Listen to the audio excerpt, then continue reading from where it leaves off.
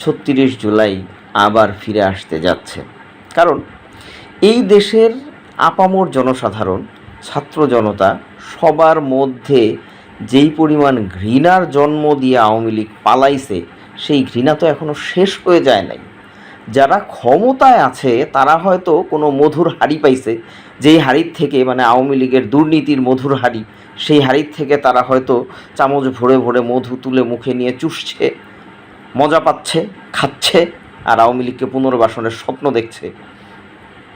তো এদের বিরুদ্ধে এই দেশের জনগণ আবার দাঁড়াবে।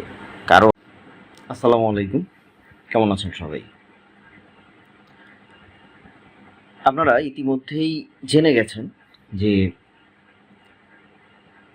ফ্যাসিস্ট স্বৈরাচার শেখ হাসিনা সরকারের সাবেক রাষ্ট্রপতি এবং সংসদের স্পিকার হামিদ, জোকার হামিদ, ওকে আসলে শুধু হামিদ বললে ভুল হবে, ও সংসদে বসে হাসি তামাশা মশকরা করতো মানুষের সাথে।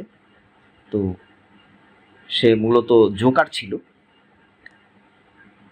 একজন জোকারকে ভোট দিয়ে প্রেসিডেন্ট বানানোর কারণে ইউক্রেনের যে দুরবস্থা হয়েছিল, এই হামিদকে আমরা বলতে পারি যে এই হামিদ বাংলাদেশের প্রেসিডেন্ট হয়ে, বাংলাদেশের স্পিকার হয়ে বাংলাদেশের সংসদের তেমনই অবস্থা হয়েছিল।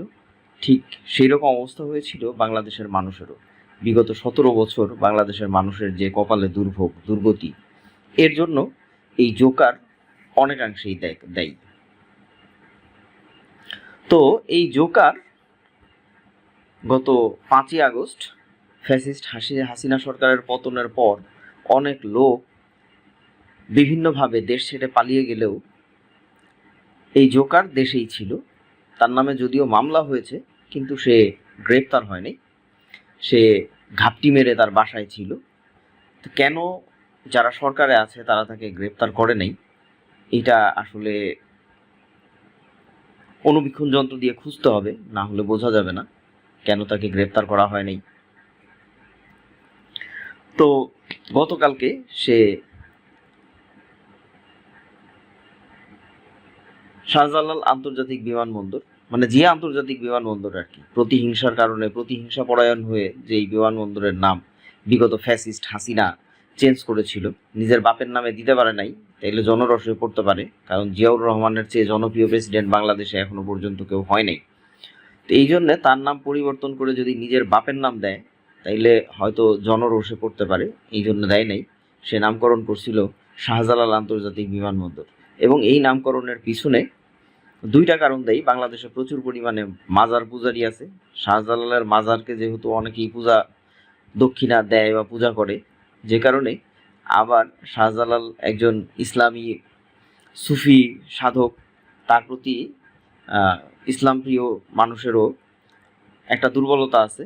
এই জন্যে তার নামটা নিয়ে খুব বেশি হয়তো আলাপ আলোচনা হবে না, এই চিন্তা ভাবনা করেই নিজের বাপের নামের পরিবর্তে শাহজালাল আন্তর্জাতিক বিমানবন্দর, এই বিমানবন্দরের নামকরণ করে। তো যাই হোক, মূল খবরে চলে আসি। এই ফ্যাসিস্ট হাসিনার প্রাক্তন বা সাবেক রাষ্ট্রপতি এবং স্পিকার জোকার হামিদ যখন পালায়া যায়, তখন তাকে শাহজালাল আন্তর্জাতিক বিমানবন্দরে আটকানো হয়। আটকানোর পরে যখন ঊর্ধ্বতন কর্তৃপক্ষকে ফোন দেওয়া হয়, তখন সেখান থেকে জানানো হয় রাষ্ট্রপতির ভবন থেকে অনুমোদন দেওয়া আছে, সো এই জোকারটাকে যেন ছেড়ে দেওয়া হয়। স্বাভাবিকভাবেই ঊর্ধ্বতন কর্তৃপক্ষের নির্দেশে এই জোকার হামিদকে ছেড়ে দেওয়া হয়। জোকার হামিদ থাই এয়ারওয়েজের একটা বিমানে করে থাইল্যান্ডে পালিয়ে যায়। এখন যেভাবে এই যে সেনা পাহারায় থেকে বা সেনা আশ্রয়ে থেকে 626 জন পালিয়ে গেল, এরপরে যুবলীগের এক নেতা অ্যারেস্ট হওয়ার পরে তাকে দেখা গেল যুক্তরাষ্ট্রে মিছিল করতে। এরপরে সর্বশেষ হচ্ছে এই হামিদ, জোকার হামিদ পালিয়ে গেল। তো যেভাবে এই ফ্যাসিস্টদের যারা দোসর তাদের পুনর্বাসন হচ্ছে, তাদেরকে পালিয়ে যাওয়ার সহযোগিতা করা হচ্ছে, যারা এই টাকা পয়সা নিয়ে এভাবে পালিয়ে যেতে সাহায্য করছেন তারা চিহ্নিত হচ্ছে না, এবং ফ্যাসিস্টের দোসররা সরকারের বিভিন্ন দপ্তরে ঘাপটি মেরে যারা বসে আছে, যারা সুযোগের অপেক্ষায় আছে, যে সুযোগ পেলেই তারা আবার এই ফ্যাসিস্ট এই হাসিনাকে ফিরিয়ে আনবে, এই আওয়ামী লীগকে ফিরিয়ে আনবে, তাদের বিরুদ্ধে কোনো ব্যবস্থা হচ্ছে না। এর থেকে খুব সহজেই অনুমেয় যে ৩৬ জুলাই আবার ফিরে আসতে যাচ্ছে। কারণ এই দেশের আপামর জনসাধারণ, ছাত্র জনতা সবার মধ্যে যেই পরিমাণ ঘৃণার জন্ম দিয়ে আওয়ামী লীগ পালাইছে, সেই ঘৃণা তো এখনও শেষ হয়ে যায় নাই। যারা ক্ষমতায় আছে তারা হয়তো কোনো মধুর হাড়ি পাইছে, যেই হাড়ির থেকে মানে আওয়ামী লীগের দুর্নীতির মধুর হাড়ি, সেই হাড়ির থেকে তারা হয়তো চামচ ভরে ভরে মধু তুলে মুখে নিয়ে চুষছে, মজা পাচ্ছে, খাচ্ছে, আর আওয়ামী লীগকে পুনর্বাসনের স্বপ্ন দেখছে।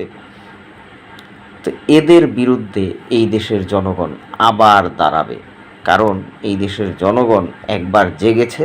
তারা জেগেছে ভারতের আধিপত্যবাদের বিরুদ্ধে, তারা জেগেছে স্বৈরাচারের অপশাসন, দুঃশাসন, নির্যাতন, গুম, খুন, হত্যা, মামলা, দুর্নীতি এসবের বিরুদ্ধে। তো এখন যদি সেই জিনিসগুলোকে কেউ আবার ফিরিয়ে আনতে যায়, সবার আগে সামনে দাঁড়াবে এই ফ্যাসিস্টের পতনের বিরুদ্ধে যারা অগ্রণী ভূমিকায় ছিল, যারা ট্রেডমার্ক, তারা সামনে আসবে। এরপর তাদের সামনে আসবে যারা এই দেশের আপামর জনসাধারণ, যারা এই দেশের স্বাধীনতা সার্বভৌমত্বকে ভালোবাসে, যারা শুধুমাত্র মুখে মুখে ভালোবাসা আর ৭১-এর চেতনা বিক্রি করে, আমি তাদের কথা বলছি না। যারা সত্যিকার অর্থে এই দেশকে ভালোবাসে, এই দেশের স্বাধীনতা সার্বভৌমত্বকে টিকিয়ে রাখতে চায়, তারা নিশ্চয়ই ঘরে বসে থাকবে না, আঙ্গুল চুষবে না।